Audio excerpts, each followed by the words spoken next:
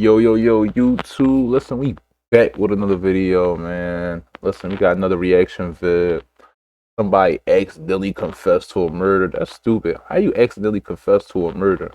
But listen, if you don't know me now, you know. Listen, it's NTB Forest. Listen, shit.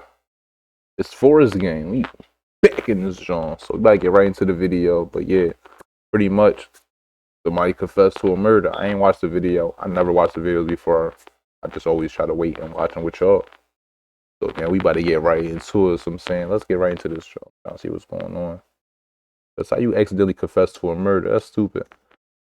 Like I ain't accidentally confessing to nothing. That's fed. I know you've been interviewed on this thing before, okay? And I've got the transcripts of those interviews and things that were said. Now I've got to redo those interviews so I can get them to close this case. This is 72-year-old Merle Mackey, who is currently being interrogated by detectives at the Hernando County Sheriff's Office for the disappearance of his wife, Evelyn Laverne Mackey, in 1981. To understand how we got here and why he's being interrogated for a missing case that happened over 3 decades ago, we need to know how this whole thing began. 3 decades? What decade was like? What, 10 years? So he killed his wife 30 years ago, and he just now finding her. So he killed her what, in the 40s? If he's 72, he killed her when she was 42. The story takes place in Hernando County, just now, Florida. Well, they ain't found her, Evelyn Laverne, who was divorced from her Navy SEAL husband, Larry Wallace, had to raise her 2 children on her own. Ew, Brody teeth, nasty as shit. 11-year-old Kelly Carpenter and 19-year-old Charles Trulock. Sometime in the late 70s, she met Merle Mackey at a prison outreach ministry for non-violent offenders. This event took place at her local church, and after seeing each other regularly, the two quickly formed a strong relationship. Merle was in and out of prison at the time, but quickly settled and moved in with Evelyn once they got married. They were a happy couple, and everything seemed to be going smoothly. Yeah, Brody got that joint locked right in. Keep his eyes, look, he off the dog food. Damn, this shit just started. How we already got an ad? Hold on. Alright, we out. Hold on. He ain't giving out no free Evelyn's teenage daughter last saw her on the morning of November 5th, 1981. She made breakfast for her daughter, and Evelyn's new husband, Merle Mackey, took her to school. That afternoon, Merle went to pick up Evelyn's daughter alone. He told her and her brother that Evelyn had gone to Ohio to take care of her sick sister-in-law. But she did not arrive there, and her sister-in-law wasn't expecting a visit from her. Oh, shit. Just a few days after Evelyn was last seen, Kelly was starting to get more and more worried for her mother, continually asking her stepfather about her whereabouts and when she would be coming home. Merle also told the police different stories, saying Evelyn had gone to Tampa, Florida, that she had returned home and left with a boyfriend. This didn't align with his previous statements and seemed completely out of character for Evelyn. Merle's lies did not stop there. He consistently changed his story, stating that she'd gone away to be a missionary, or that she left the country to live somewhere else. The only thing that the detectives were certain of... Hold on, yo, go back to the picture. He looked like the boy from Up. To live somewhere I don't know what else. his name is. What his name was? Damn. What's his name? Mr. Something, though. You talking about you know what I'm talking about, though. I'm talking about the old head from Up. He was on Up, you know, already know, the little young boy, the dog, Doug, and all that. He looked just like him. He meat. The only thing that the detectives were certain of was that Merle Mackey was a compulsive liar. He was a person who liked to tell falsehoods out of habit, and he continued to tweak and change his narrative each time he was interviewed. All that detectives knew at the time was that Evelyn vanished from the face of the earth on November 5th. There was no record of her being anywhere. Her family reported her missing in January 1982. Detectives learned that on the day she went missing, money had been withdrawn from her banking account multiple times. See, that's a red flag right there. As soon as she went missing, they should have tracked it. Alright, so nah, this is back in the day too. See, you ain't got technology how we got now. Like, you already know somebody used my card, I'm tracking the statement. Where you at? Arizona? I'm on you. But now, like, back then, they couldn't do that. I think everything was like on paper and stuff like that. So you withdraw money, they writing it down. Man, that's annoying, yo. Every time you want to withdraw money, you gotta sign off a piece of paper. You just take it and put it in the folder. See, we got it good. You talk about technology and shit. Technology be making shit easier. Like, make it easier for people to hack it. Let it make it easier to live, because the shit y'all had to do back in the day to get stuff done was terrible. It wasted too much time walking around with candles, with lights. I'm not doing that. Fronts. Months later, the account was completely empty. And they should have tracked At that that point, shit down. the case went cold, and it was not until Sergeant Phil Lankin attended the National Homicide Conference 33 years later that an inquiry into Laverne's disappearance was reignited. Investigators tracked down Merle in Chandler, Texas, and executed a ruse. They told him a plane crashed in South America and that they might have found Laverne's remains, possibly entitling him to money from the airline. In order for Merle to collect the payment, however, they said he needed to go over his statement regarding her disappearance. Merle agreed, and once back at the station, investigators would ask him to authenticate his previous interview transcripts. After 30 years, they brought him back in for questioning again. Remember the day she left? No. I'm trying to think what was. Come on. Work with me here, buddy. Here, the detective is clearly frustrated, but he quickly makes it seem as if he was joking as he laughs it off. If he gets too serious too soon, Merle would feel threatened and backed into a corner, limiting any chance of getting a confession. Establishing a friendly atmosphere where it's easy for both of them to converse is highly important in this interrogation. I can't even talk. The good cop, bad cop. Hey, buddy.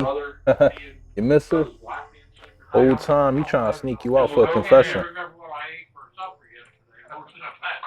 The day she came up missing, were you at work or what? I don't have any clue. When she left, do you remember going to the bank and getting money out of the bank? The bank remembers you going to the bank and getting money out of the bank.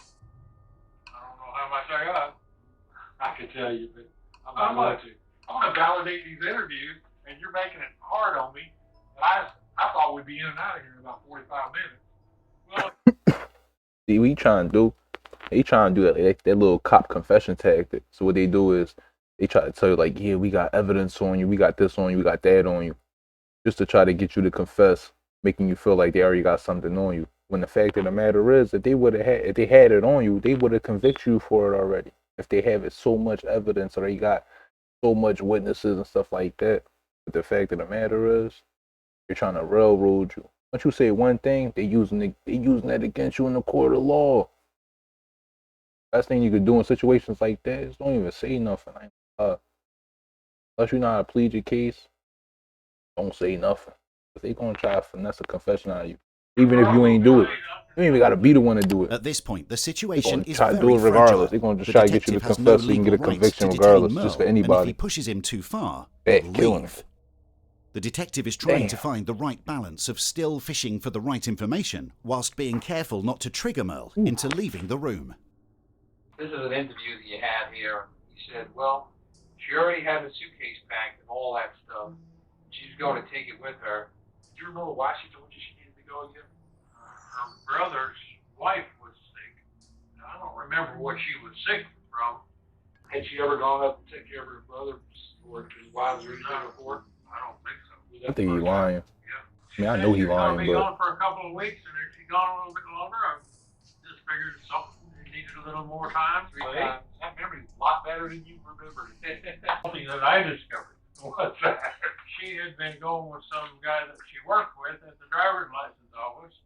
You said, I saw her. So he asked me, okay. He said, I saw her about a week after that phone call, second phone call. She had a green Cutlass.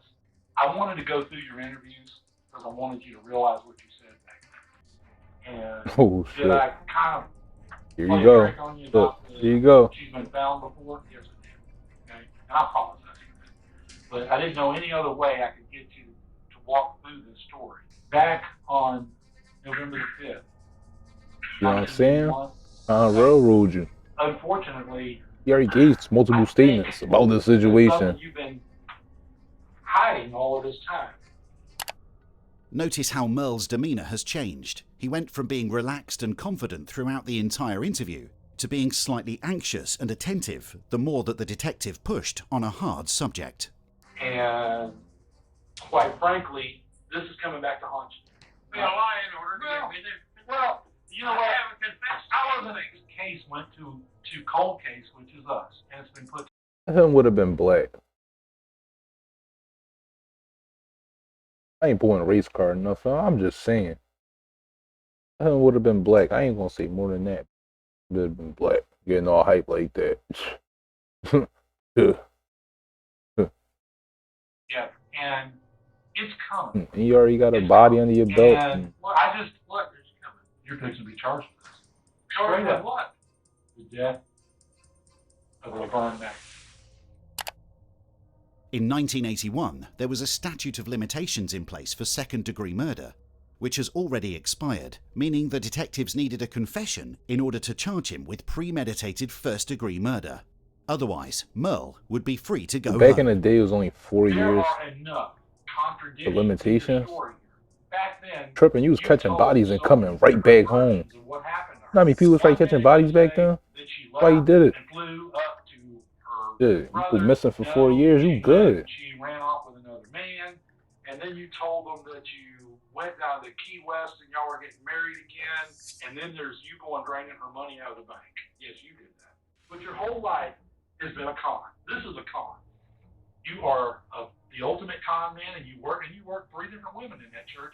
What we did was chase down everybody because we wanted to go back and prove every single lie that you made. This game. See, look, they got him caught up. That's what you get, though. You kill your wife. Like, that's not funny, but I'm just saying, like, you salty.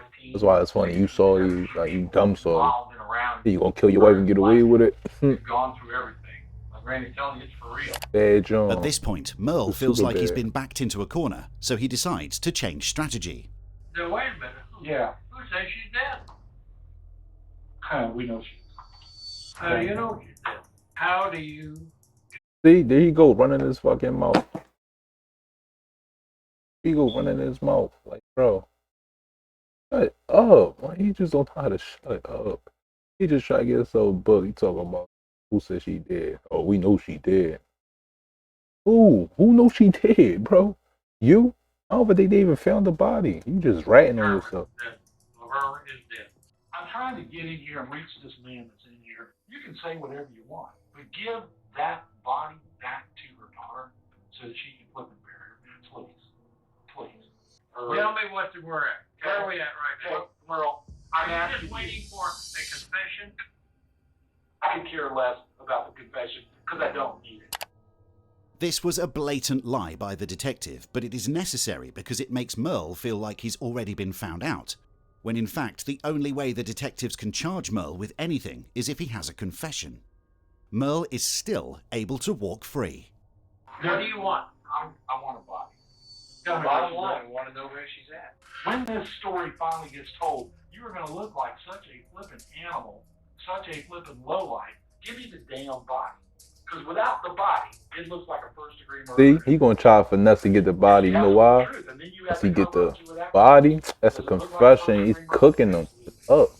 Will it work out best for you to tell me where that body is? Absolutely. You know he gonna crack you. I ain't gonna I lie. am not convinced that You're I'm walking going to out walk out that front door, free man today. I can get up and leave at any time. Can I get up right now and leave? Hey, yo, I'm tired, yo. Merle is now seconds I'm running away up the from content leaving. for The y'all. detective quickly Hang on, comes I'll up do it with for his me, but- final strategy. He would now try and downplay the entire incident, convincing him that whatever happened was not his fault and it was merely an accident. See what I'm saying? For Good Merle, cop, this bad is a cop. much easier thing to confess to, Brody rather pulling all than the being tricks out seen the hat. as a He just heartless trying. murderer. He trying to get anything. Although this still wouldn't convict him of first-degree murder, it was now their only option. I can tell you this. If she injured herself by accident, or if she did something like that, and you've been worried about all of this time, and you've just been afraid, out of fear, to come forward, Merle, can we prove there's a crime? I don't know. I can only tell you, I can sit here and look at you dead on. I'm reading you. I This see shit that you want to crazy. talk and tell us where she is. I know you know. I can tell by looking at you. Did I tell So you he I about to like to crack. go fishing? Yes, it did. Okay. I went fishing at English. She fell at the dock, hit her head, fell in the water. I have been back there 100 times. See? Raving about that. There you too. go. Brody I killed her, jumped threw her in the in water with the safe. fishes. I've been living. Man, listen, man. What's some Santana say? Nigga, she swam with the fishes. That's not funny, but my man killed her. Threw her in the river. Oh, Is it river? He threw it in the river with the fishes. Oh, he threw it in the river with the fish. R.I.P. Granny, man. Brody said he killed it 30 years ago. He said she hit her head while they was fishing. He just said, fuck it, on the water. This nigga a demon. He could have called the cops his son. I was scared. They think that I killed her. After almost 33 years, Merle Mackey has finally admitted that his wife was indeed dead, and that he was present at the scene. However, the detectives are not fully convinced of this version of the story. Why didn't you call for help and say, hey, she's in the water? Her head was bleeding pretty bad. She was not breathing. The body in the water? Of course she wasn't. You killed her, bro. It doesn't go away. I put some weight on her to take her bottom down. When I roped that rope around that woman and watched her sink, it's never gone away. It was an accident. You telling me the truth right now? I'm telling you, this is straight business. Marilyn, you're picking her up. I just took her clothes. You're pulling her and you're taking her up out of the water? Did you lift her back up on to the doctor? Bro, a psychopath. He told me I've been there 30. He said I've been there a million times. The grief. Bro, you killed her. At this precise moment, Merle Mackey unknowingly confessed to committing first-degree murder. The word spurting suggests that Evelyn was still bleeding and therefore alive when Merle decided to tie her up and throw her into the water. Try to tell you, bro, murder. Talk about you grieving. You ain't grieving. You killed her, bro. Probably was grieving, but damn. And I turned her loose and shoved her underneath the dock. Tell us where we can find her so we can give her body back to her kid. I'll tell you what I'll do. What will you do? I will drive to Florida. And I'll go with Nigga, you ain't driving nowhere. Nigga, you think he about to drive somewhere? You could go there with us. You could drive in the front seat. And we could go there. I don't want to do that. I'm done. I'm done. You want to argue? I don't want to argue. You want to go straight to the cell. He talking about take me to the cell. I don't want to argue. Bro, the nerve. Although Merle had confessed to killing his wife, the case was out of the detectives' jurisdiction, meaning they had no authority or arrest powers. They presented the case to Florida's 8th Judicial Circuit Assistant Attorney Brian Kramer, and a grand jury indicted Merle for first-degree murder. Let's go! Detectives searched the docks where he claimed to have left Laverne's body, but they concluded there was no way her body was going to be found. They didn't believe that Merle was telling the truth about where he hid the body. Merle pleaded guilty to second-degree murder and was sentenced to 10 years in prison.